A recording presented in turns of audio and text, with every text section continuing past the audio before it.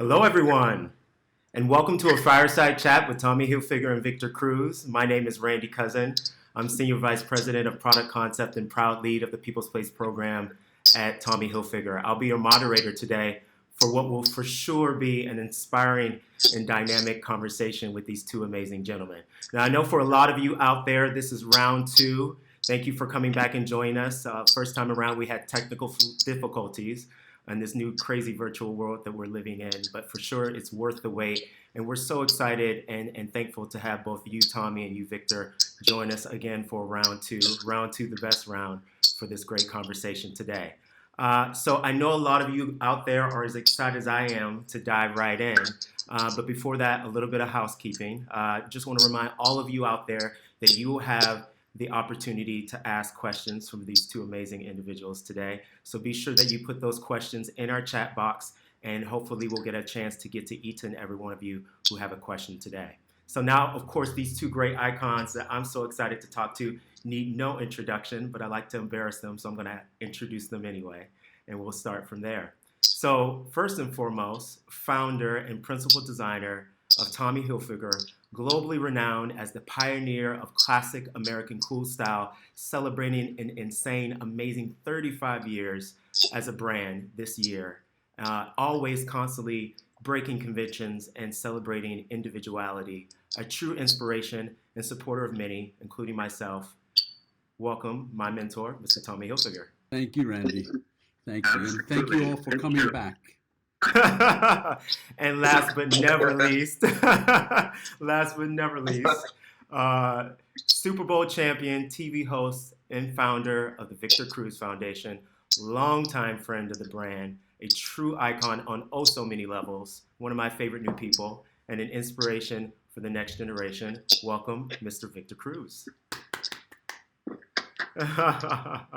Now, I just do want to remind everybody out there that it marks the launch of the Tommy NFL collection, and Tommy Hilfiger has partnered with the Victor Cruz Foundation. This partnership will provide computer equipment to students in Paterson, New Jersey who are in need, and further builds on our commitment to empowering the next generation and making positive difference in our communities.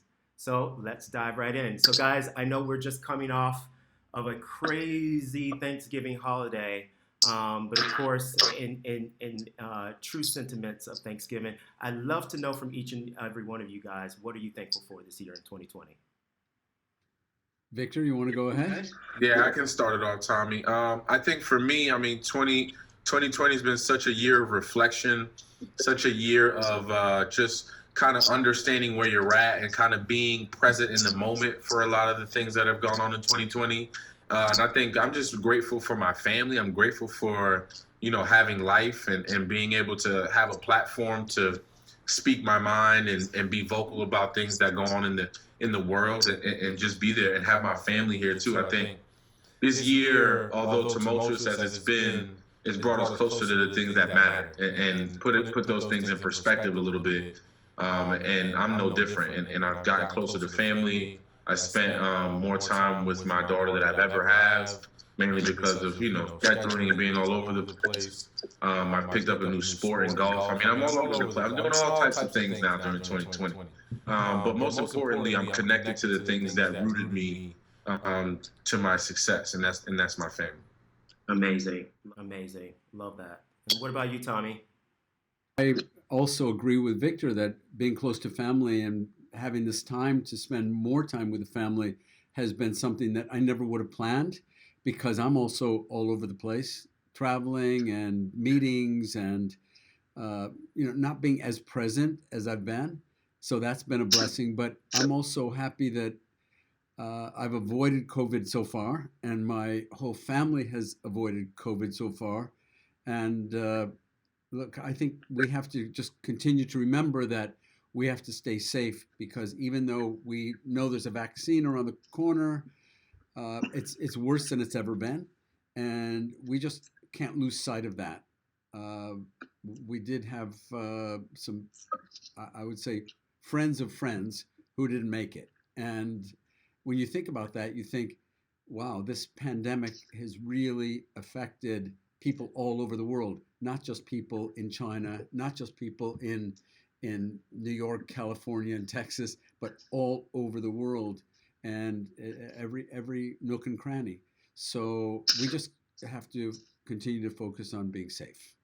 Yeah, absolutely. And well said. And I think I speak for everyone. We're super happy to have both of you here, healthy and happy, and glad you were able to have a little bit of normalcy to spend time with loved ones this Thanksgiving year. Let's dive right into the early days. You guys have had both amazing careers. This gives us an opportunity, especially myself, to ask you guys about how it all started. And Tommy, you started your first store, People's Place, at just 18 years old. What first drew you to fashion? Really loved the whole music revolution that was taking place in the 70s. And I loved the way all the rock stars dressed. And it wasn't that you could see a rock star on stage and go into a store and buy what they were wearing. So it was like, wow, this is like a whole new fashion revolution taking place. So I took my hard earned savings. I bought 20 pairs of bell bottom jeans from the streets. And I opened a small shop called People's Place because I wanted to have a shop for the people. And it grew and expanded. And then I decided I wanted to build a brand. But as a high school student, I think I told you this before, and I told Victor this before, my dream was to be a football player. But the average size of my lineman was, I think, about 230 pounds, 6'5", 6'6", and the coach told me that might be a better idea. Find something else to do. Otherwise, I wouldn't be here today. Don't worry, Tommy. I was told the same as a kid. Thank God there was fashion for the both of us, right? Now, Victor, you grew up playing football and turned it into an impressive career. How did you develop the love for the sport? I think I always kind of had a love for it. I always grew up playing sports. I grew up on a one-way street with about 6 boys all my age.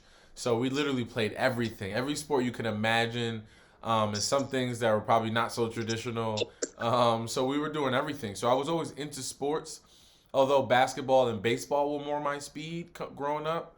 But it wasn't until I was about 11 years old and my dad came to the door and he goes, "Hey man, do you want to play football?" And I was like, I kind of looked at my mom, and she was like, "Don't look at me. He asked you." And I was like, "All right, yeah, I'll give it a shot." You know what I mean? And then, funny story, I remember my very first game in Little League. I was playing like left guard or something, and I had no idea what I was doing. I'm blocking. I'm like just keeping people in front of me. I had no idea what I was doing. My father, who was one of the coaches at the time, begged the head coach to put me in the backfield, give me a handoff, just to see what would happen.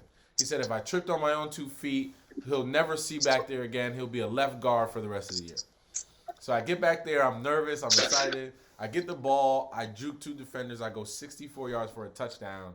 And I can see my dad in the distance jumping up and down in the head coach's face like, "I told you. I told you." And then the rest is history. I never played guard again, and we won the championship that year, and then ended up going to high school and so on. But that was the inauguration to football for me. Talk about a moment that's tattooed in time, right? Insane. Exactly.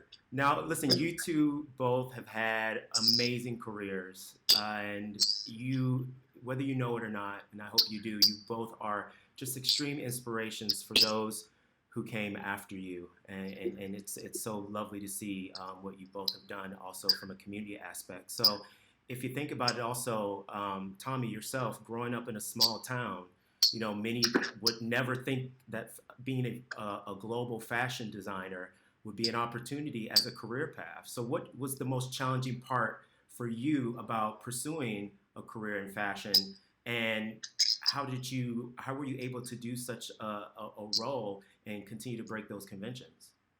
I think more than anything else, when people told me I couldn't do something, I wanted to prove that I could. So, when I was told that there was no way I could build my own brand or be a fashion designer, that I needed money, I needed connections, I needed schooling. I said, I know, but I don't have that. So I have to figure out another way. And the more people said, family and friends said that I couldn't do it, the more I wanted to prove that I could. So that motivated me. and that pushed me forward. But I also love the idea that uh, the thought of creating trends was really exciting because I would always look ahead and think, okay, what what am I going to wear next year, or where is this trend going to go? And I thought, well, maybe I could invent that or create that, and that's been a lot of the fun of it. Well, we're lucky that you had that foresight because it's really brought us a lot of joy to see the brand grow all these years. Now, you, Victor, obviously, very similar question.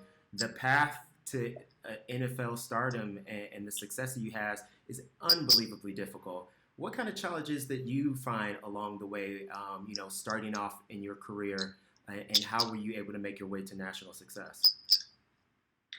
Well, I think mentally was a big thing for me, right? I think my mental aspect and the way I approached everything had to be so much different because of my path. I went to college and didn't apply myself. I'll just leave it at that. I didn't apply myself the way I should have. It had some setbacks. I was sent home twice for different academic issues and things like that. So I had to face that, right? I had to face that kind of embarrassment of coming home back around my friends, still taking community college courses, but getting back into school. So I had to face that kind of ridicule every time I came back. But I didn't, the good thing is that I didn't let it stop me. I didn't quit just because of that or kind of fold or sulk because of it. I just dug deeper and tried to get myself out of the hole.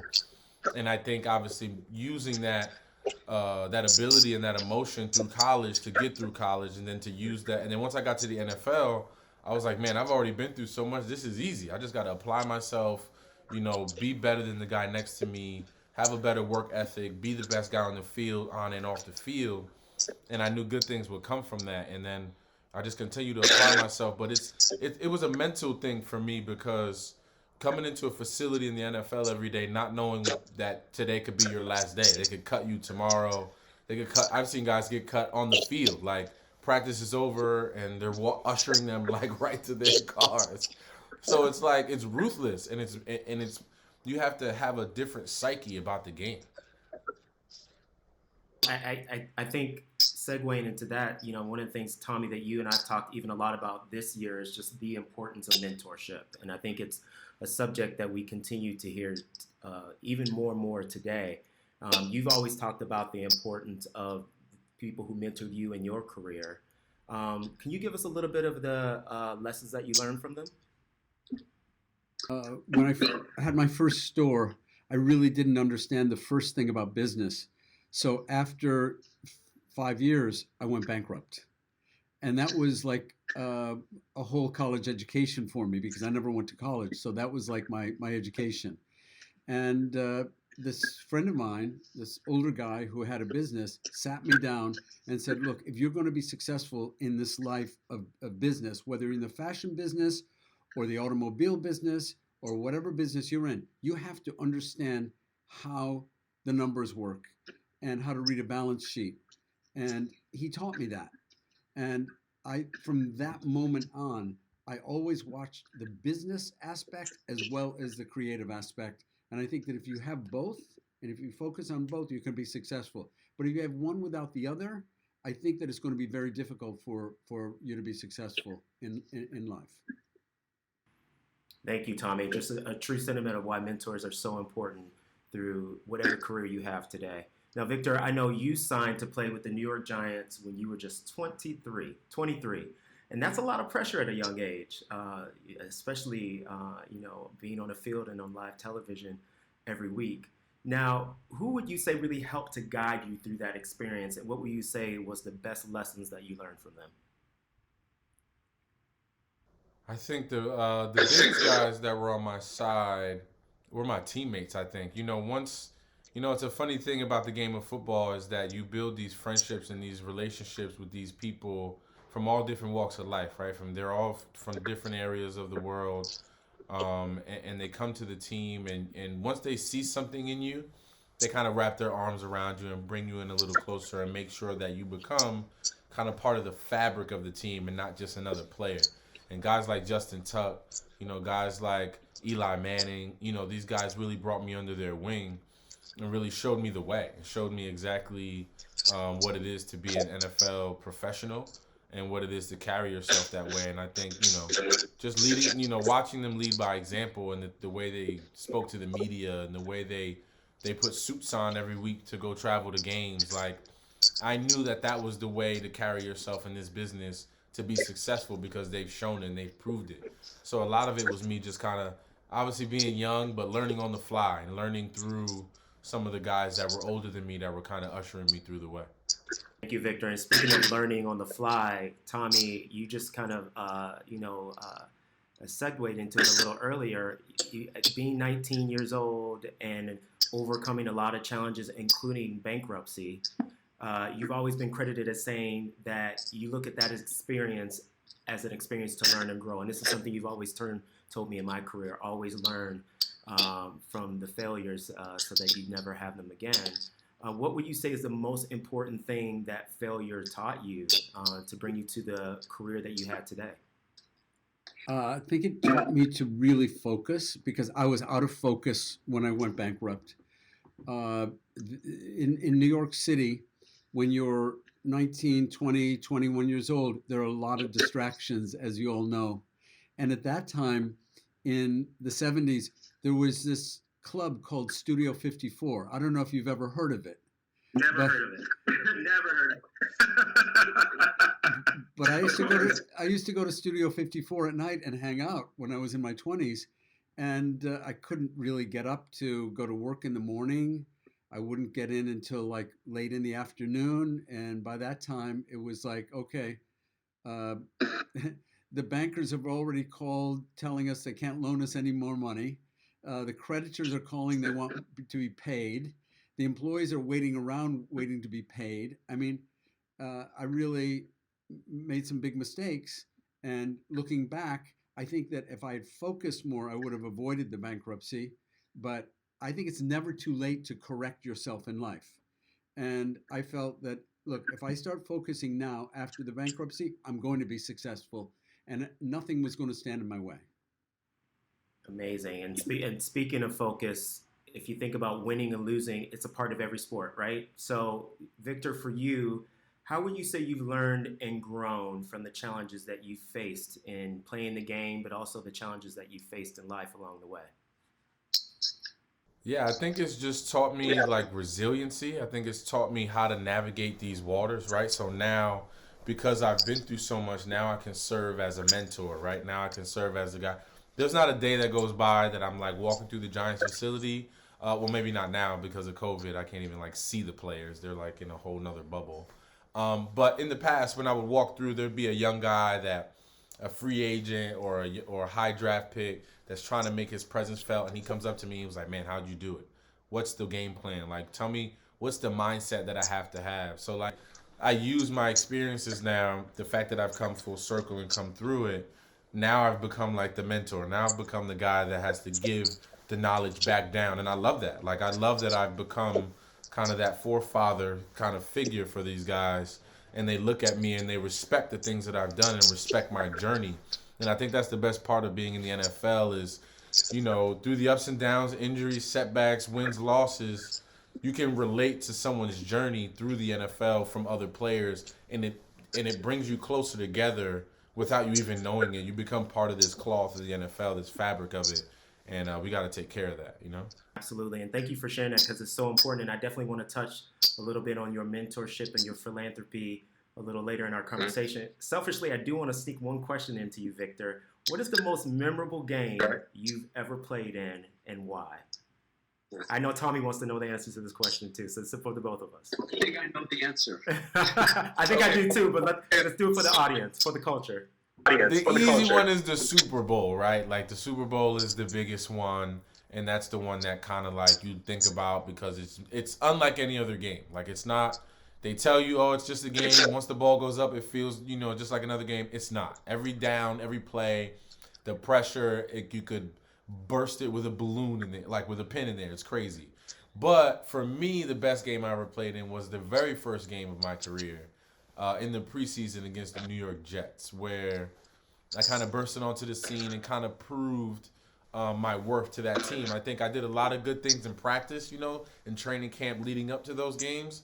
But it's different doing it against the people that in training camp that you see every day, as opposed to doing it against another team that you've scouted and that you have to prepare for.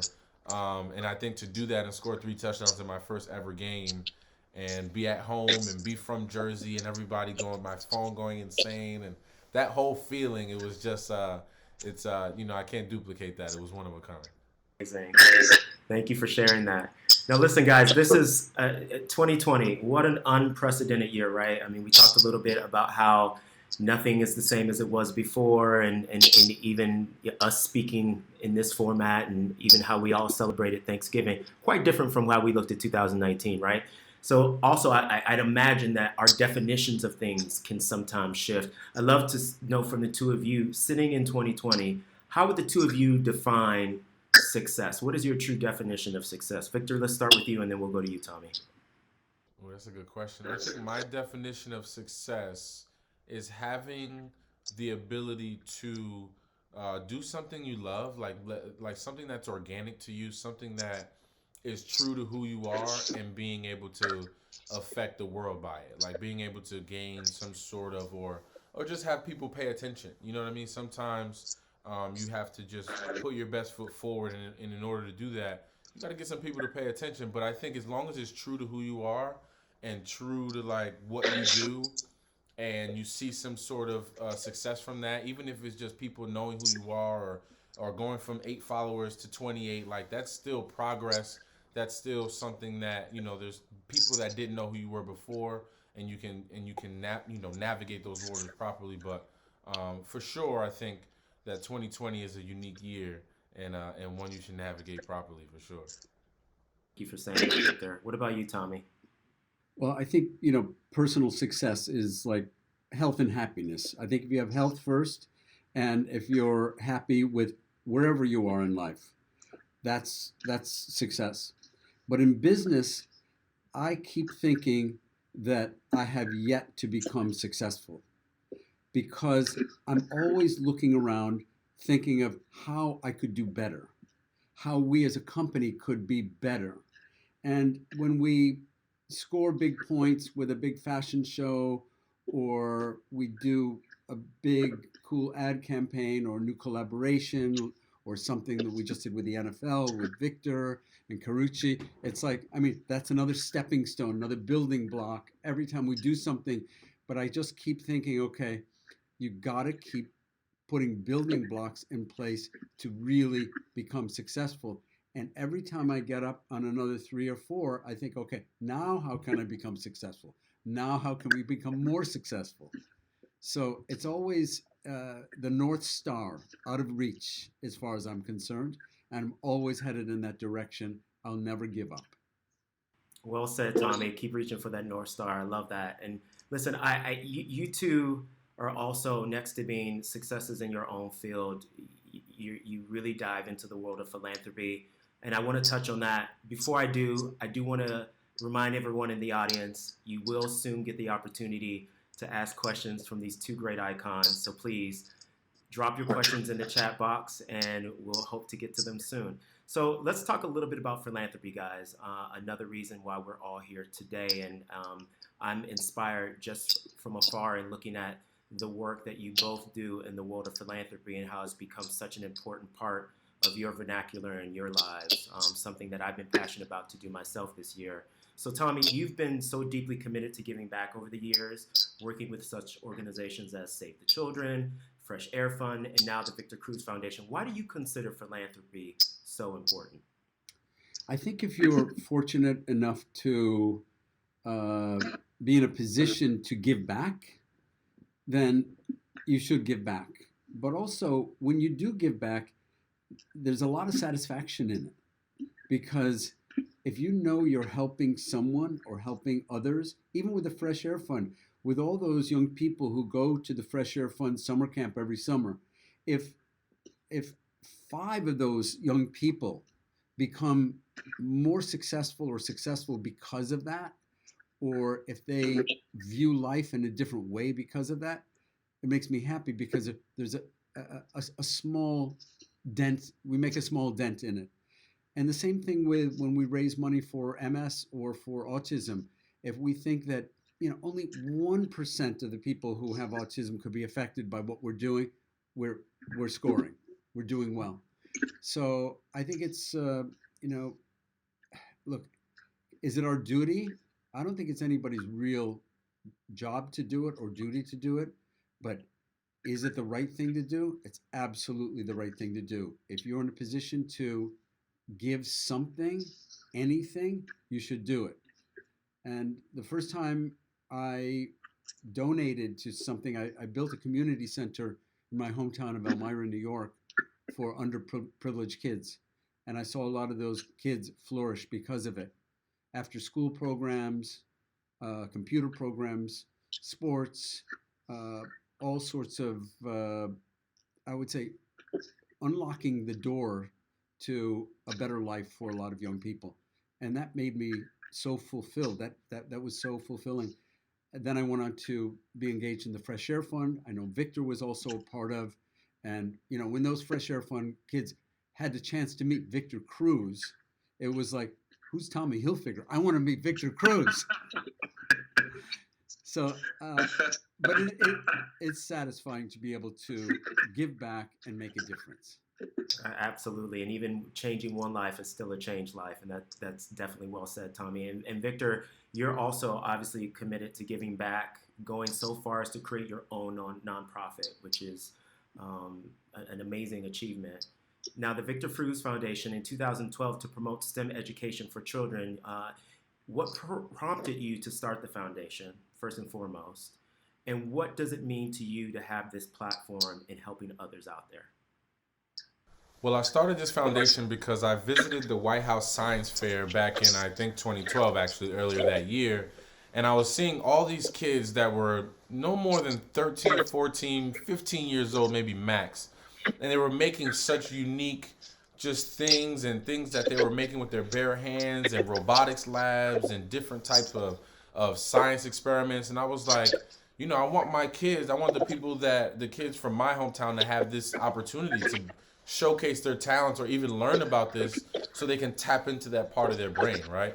So for those that don't know, STEM is science, technology, engineering, and math, which were all, topics and things that I wasn't good at all. So I knew that if I wanted to learn, how would I want to learn these specific topics, right? How would I want to learn these specific subjects? And that would be in a fun way, hands-on, making things happen. So when I started the foundation, I linked up with the Boys and Girls Club and created this programming around making robotics labs and doing different things and using science, but not just reading a book and having the teacher, regurgitate something from a workbook. You're actually doing it yourself with your bare hands, walking through it with a teacher, and you're learning. And people don't even know it's science. They just think they're having fun building something, but the whole time they're learning about how they're putting these pieces together and why. And I think that's the biggest thing for me was kind of bridging the gap between having the resources to do these things and not having it. That was the biggest thing for me.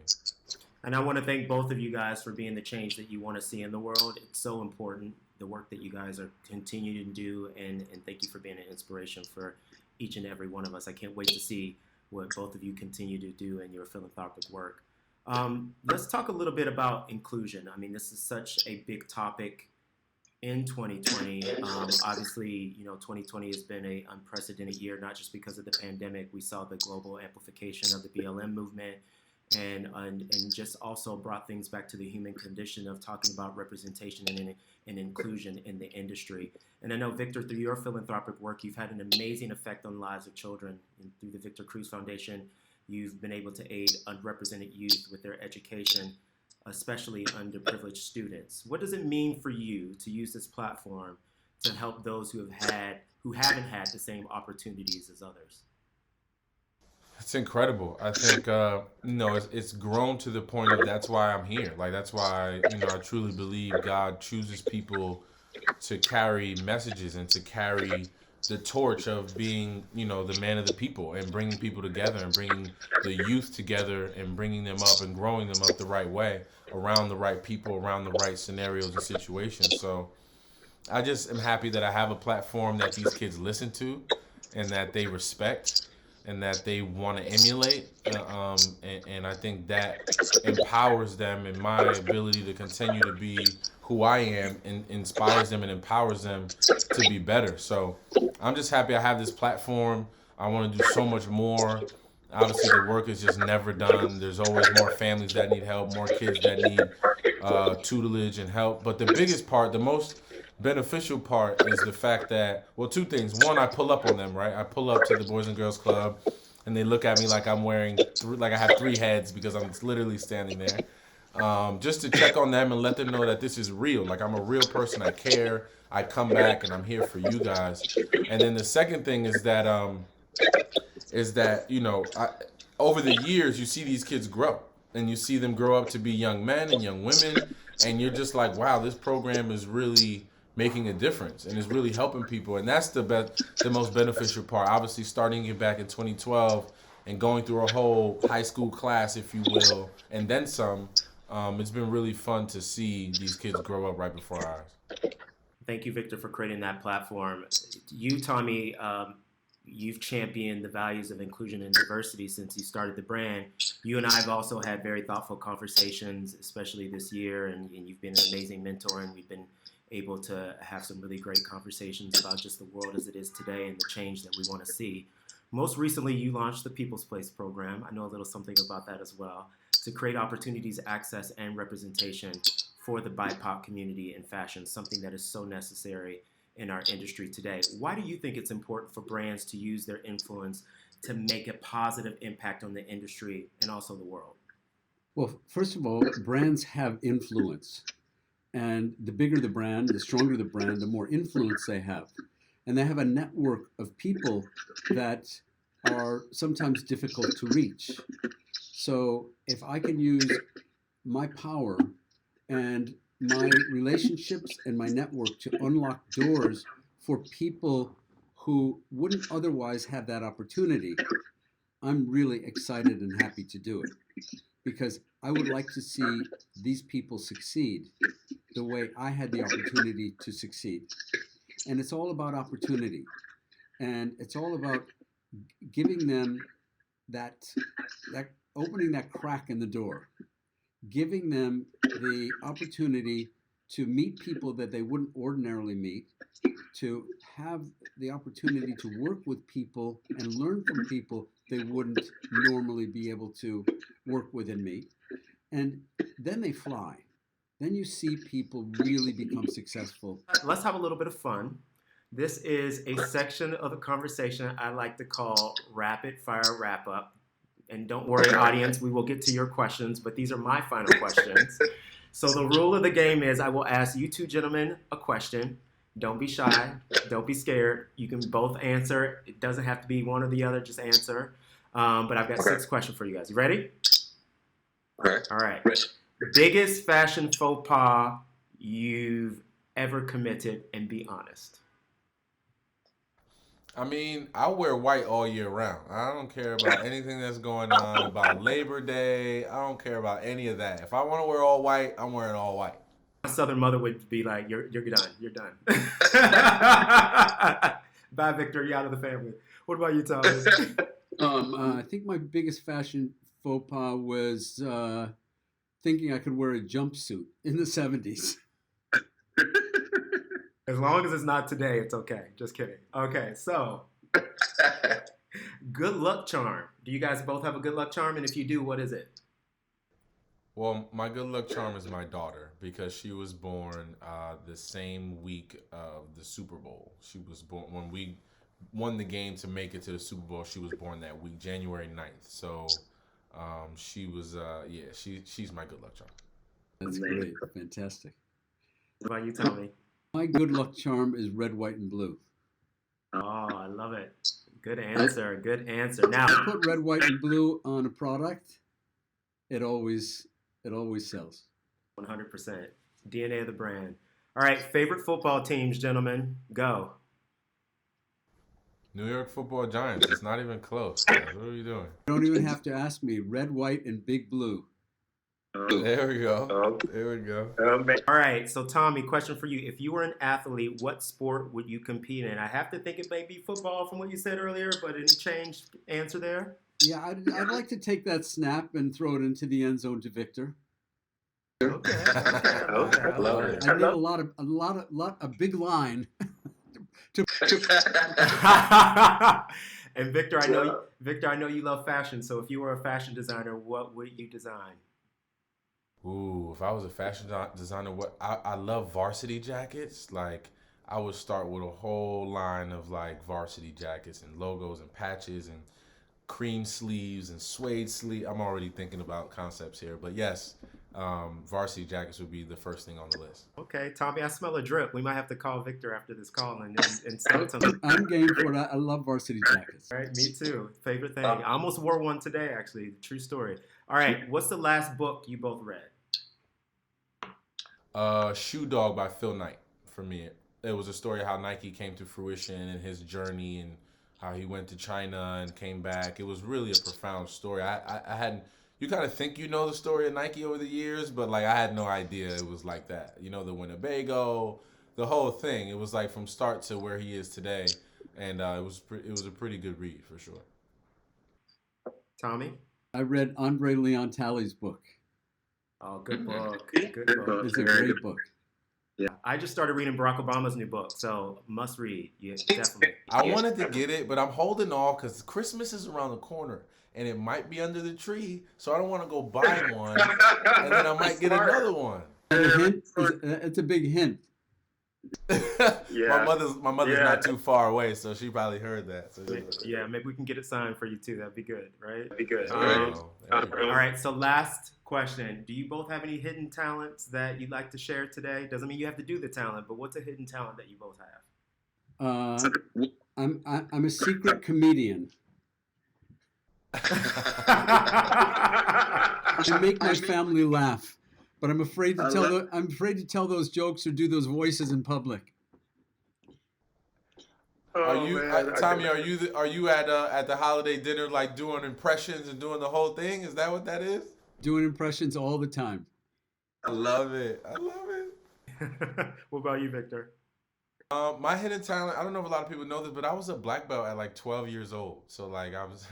My mother put me in karate school at 6 years old, and I just excelled. Like we used to do these outdoor events, and the grand finale. This is hilarious. I'm even mad I'm bringing this up. The finale to the events would be me jumping over 6, 7, 8 people, however many people were kind of crouched down in a line, and kicking a piece of wood at the end of it. So I jump, glide over that 6 people, and kick a piece of wood.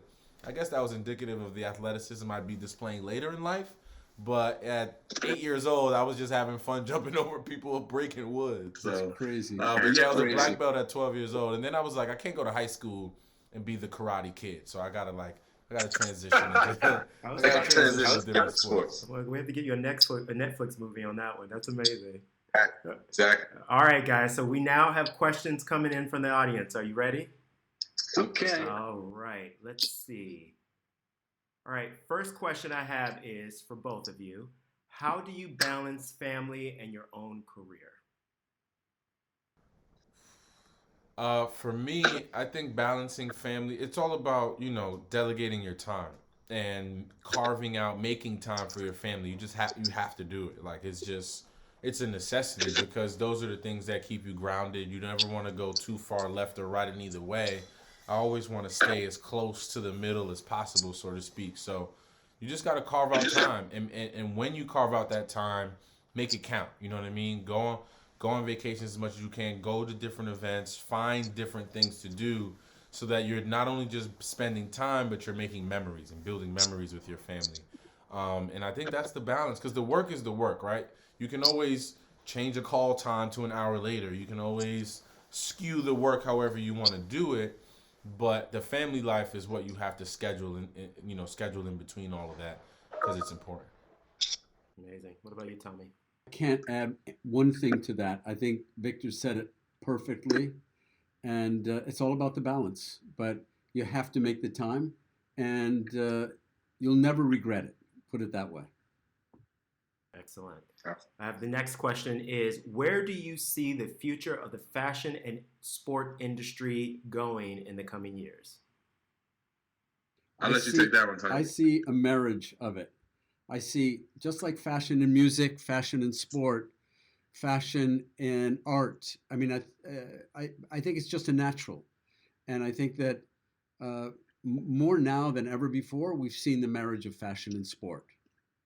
And obviously they call what we do sportswear, but it's really never been sportswear as athletic wear. But I do see a big marriage of it more than ever before. I agree. I'm living proof. I'm living proof that marriage has come to fruition. But I think from the even back in like 2012, like when we won the Super Bowl, right? I was always trying to be as fashion forward as possible. But even then, it was still a little. Well, what do you mean you're going to Milan for fashion? What are you talking about? You know what I mean? They didn't. That wasn't recepted as well as it is now. Now all athletes are out there having fun and taking part in the shows and everything of that nature. So you can see how much has grown from even just 8 to 10 years ago to right now. So yeah, it's only going to get bigger and better from here. Cool. Now, I have a question here that says, how did the two of you get acquainted? Tommy and I? Yeah. I was always a big Giants fan, and when Victor came on strong on the field, I made it a point to meet him. And didn't I, Victor? I came up to you and I said, I'm one of your biggest fans. And I said, I think you came up to me on the field. Yeah, on the field, because I had the opportunity through friends of the Tisch family to get on the field, to meet the players, and I came right up to you, and we struck up a friendship. And I could just picture him wearing my clothes, because I figured, look, if Victor Cruz is going to be wearing my clothes, all of his fans are going to want to wear the clothes also. This is true. Yeah, and I remember it distinctly because I remember going home and be like, Ma, you're not going to believe who ran up on me at the game. And she was like, who? And I was like, Tommy. And she was like, oh, my God. And we kind of went back to, down memory lane, all from a clothing perspective, obviously. But I think from the moment I met Tommy, I could tell that he was just sincere. He was very honest in his approach. And I could tell anything he said, he meant. And I think he truly meant that I was his favorite player. And then not only that, but put his money where his mouth is, so to speak, and invited me to shows. And now with this partnership, it's just been a dream come true for me and a tremendous friendship, Tommy, over the years. So I just want to commend you and thank you for that discontinued friendship that has grown so much over the years. I appreciate it. I'm honored to be your friend. Thank you, Victor. And thanks for always showing up for us, because you make us look good, especially when you're wearing the clothes. This is very true. This is very true. This is why you have to get the drip going, Victor. Now, this question is for Tommy. What advice would you give a stylist right now with everything going on in the world? Stay casual for the moment, but we're going to roll into the roaring 20s.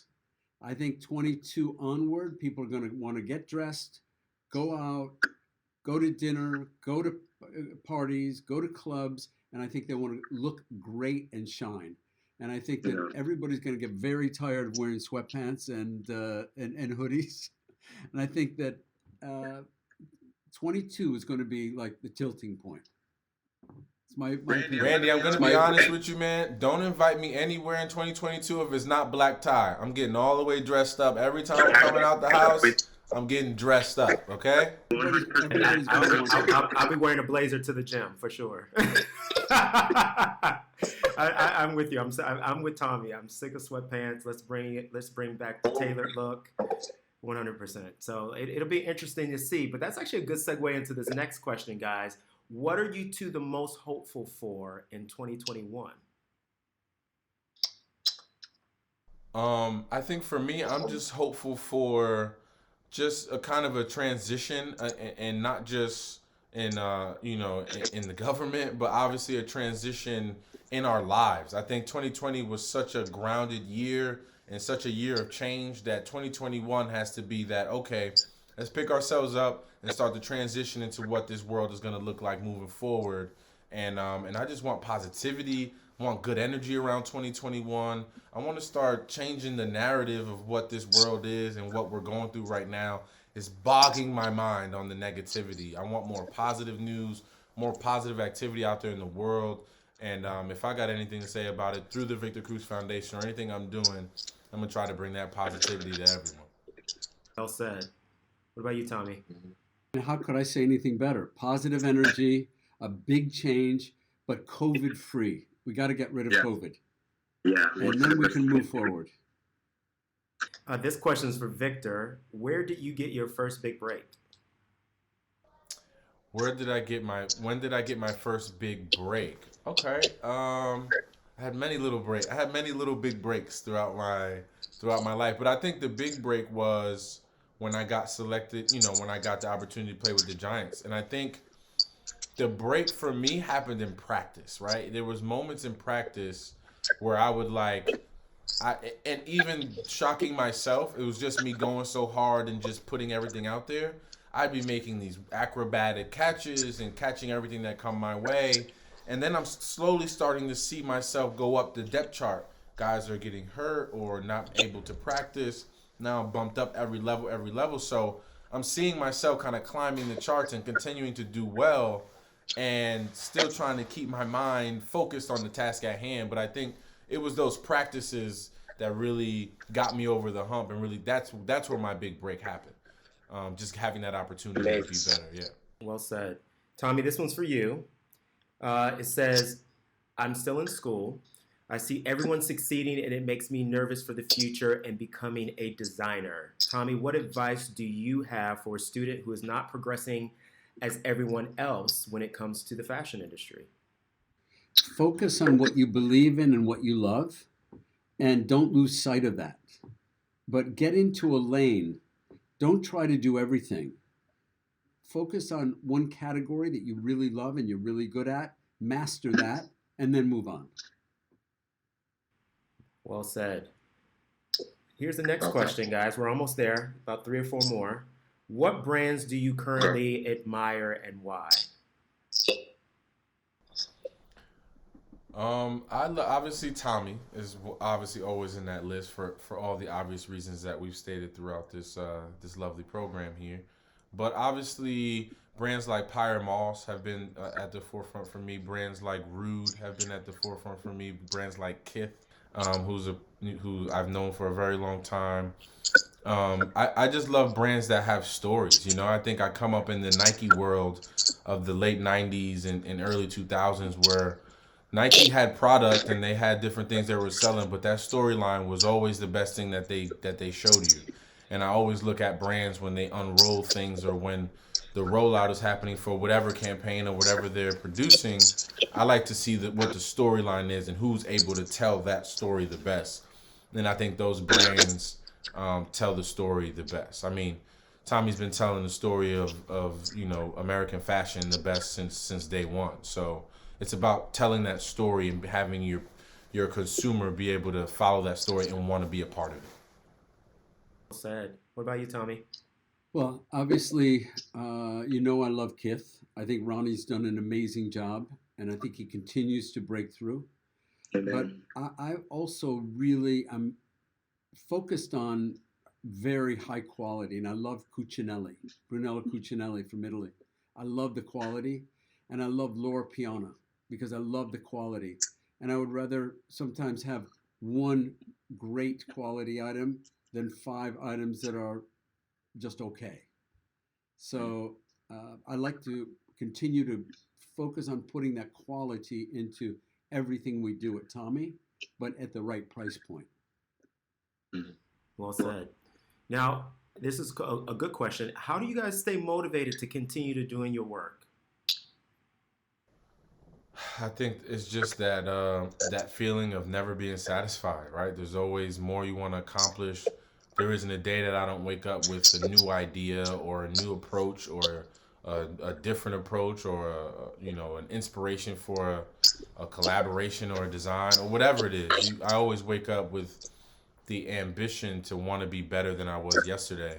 And I think that's what keeps you going. And then I have friends like Ronnie at Kith. I can't just be, Ronnie's doing a collaboration every 6 days. I can't, he's going to be my friend, I have to raise my level of play out. So I like to have, my peers are all guys and people that love to do things and love to one up each other, and we like to do different things and be held on the same accord. So I think that my friends motivate me to be better every day, and I motivate myself just through my own story and the things that I want to do.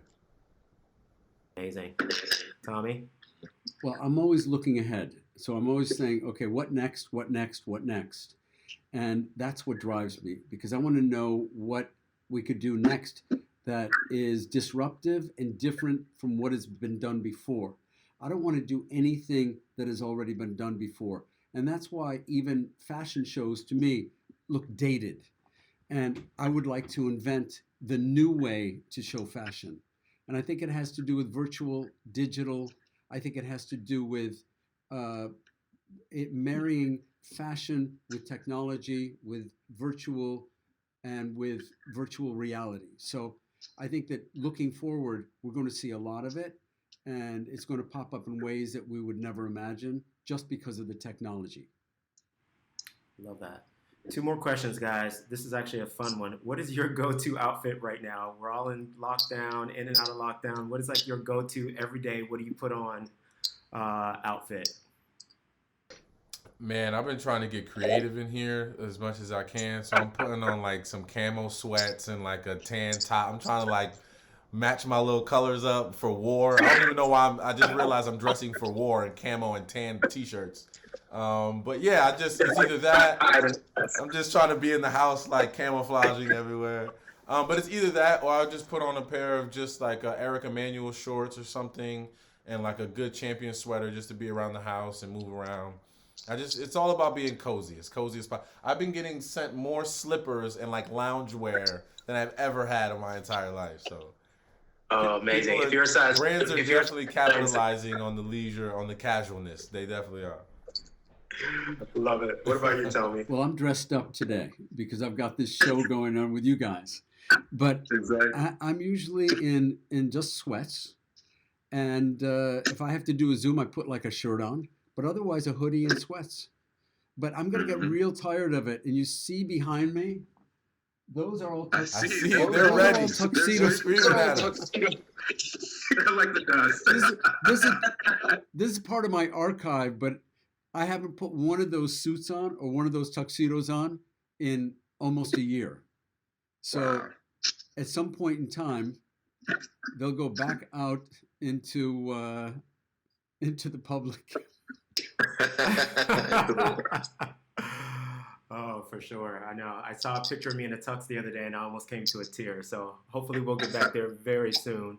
Last and final question. I think this is a perfect way to end such a lovely conversation with you two. I enjoyed it. I'm sure everybody else did. We've had conversations today about your career, what has inspired you, philanthropy, inclusion. I think we really covered a great gambit of questions. But with that being said, where do you see the world going in the next 5 years and culture going in the next 5 years? If you could look in a time stamp, what do you think the world will look like in the next 5 years? I think I see obviously a COVID-free place for starters. But I think we're going to see more inclusion. I think we're going to see more diversity. I think we're going to see more diversity in every way, not just obviously in fashion in particular. I think fashion is going to lead the way in that diversity. But I think that you're going to start, because of fashion and the diversity that it's already portrayed and that it's going to in the future, it's going to open more doors in other areas to bring that diversity to the forefront. And then lastly, I just think ownership. I think you're going to see a lot of ownership coming from different areas and different figures and people that, right now the name of the game is equity, and how much ownership can you have in the things that you produce. Self-ownership, maybe not acquiring businesses, but creating platforms for themselves and owning them and growing them to be household names and to be, things that that are at the forefront of their respective fields. So I think ownership is going to be big. Inclusion is going to be huge. And just, I guess, diversity and inclusion are kind of the same thing. They kind of go hand in hand, but diversity is going to be at the top of the list. Well said. Tommy? Okay, again, I agree with Victor on inclusion and diversity. Yeah. I think without a doubt, I think it's priority. in all of our lives, especially in our business. But I also think sustainability is really important because we have to protect the earth. And I think moving into the virtual and digital world is going to be something that is going to be a part of our everyday lives. I mean, when we started doing e-commerce, people said, "Well, people aren't going to buy clothes on e-commerce. How are they going to try clothes on?" I mean, it's moving so quickly now. You can scan your body as an avatar, and you could put on virtual clothes. If you like the way they look, you could buy the real clothes.